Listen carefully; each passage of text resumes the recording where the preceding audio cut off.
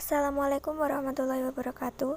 Yang terhormat Bapak Dr. Munasiruddin MA.MAG selaku dosen mata kuliah Ushul Fiqih dan teman-teman kelas 3 IHES yang berbahagia.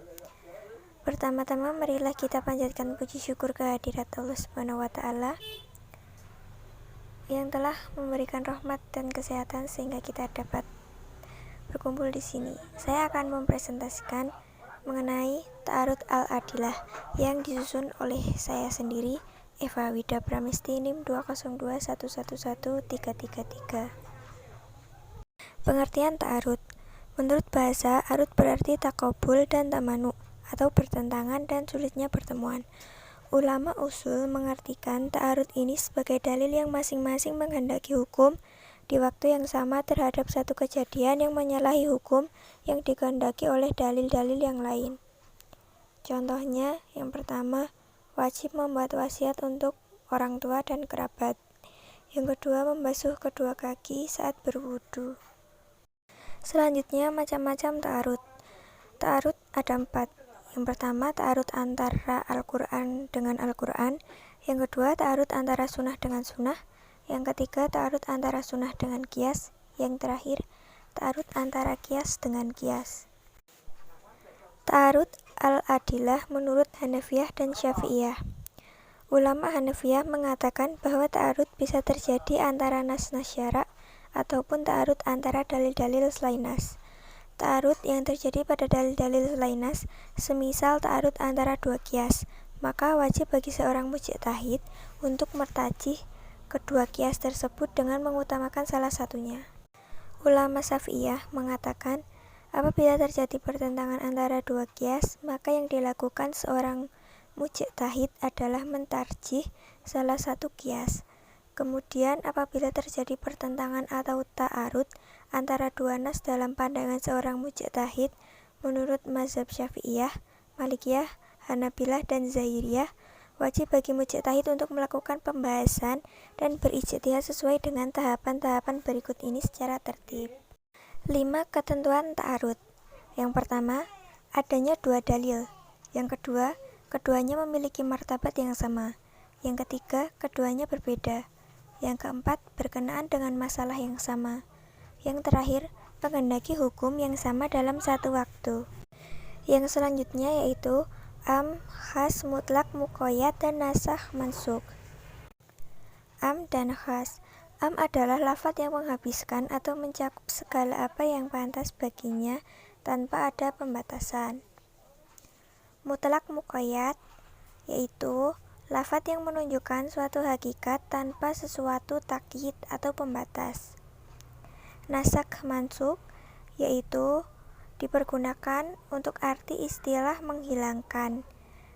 Kata nasakh juga bermakna memindahkan sesuatu dari suatu tempat ke tempat yang lain. Yang selanjutnya adalah nasakh. Dari metode ini, seorang mujtahid harus melacak sejarah dari kedua nas, dan ketika sudah diketahui mana yang lebih dahulu datang dan mana yang datang kemudian, maka nas yang datang kemudian hukumnya menasakh yang terdahulu. Contohnya, yang pertama, larangan mengkonsumsi alkohol secara bertahap. Yang kedua, perubahan arah kiblat.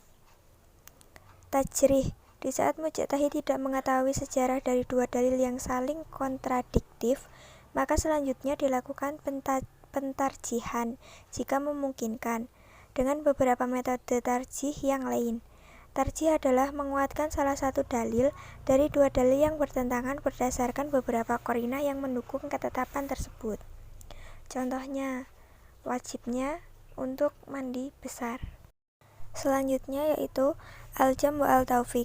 Al-jam'u wa al-taufiq yaitu mengompromikan dalil-dalil yang bertentangan setelah mengumpulkan keduanya.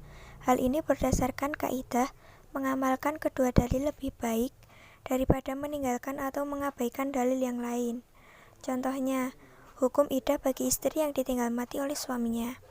Yang kedua, pengharaman darah. Tasakut al-dalilain.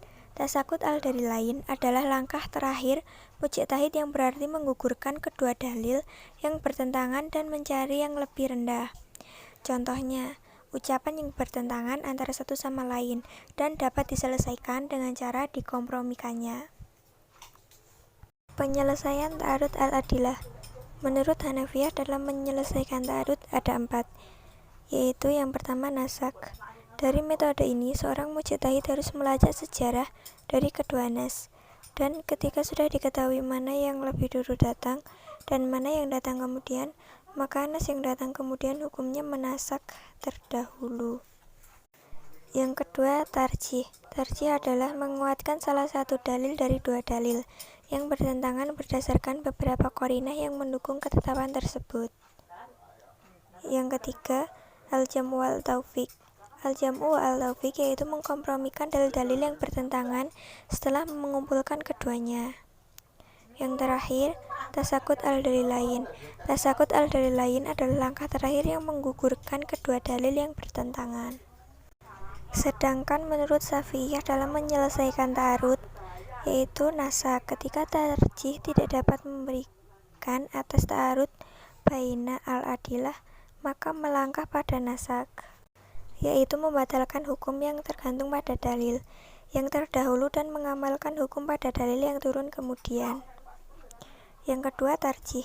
Apabila tidak bisa menggunakan metode al-jam'u al-taufiq, seorang mujtahid beranjak pada tahapan selanjutnya, yaitu tarjih. Yang ketiga, al-jam'u al-taufiq. Cara untuk menyelesaikan dua dalil yang bertentangan adalah dengan mengkompromikan kedua dalil tersebut. Ketika yakin mengkompromikan, maka seharusnya diamalkan dan tidak boleh mentarjih salah satunya. Yang terakhir, tasakut al-dalilain.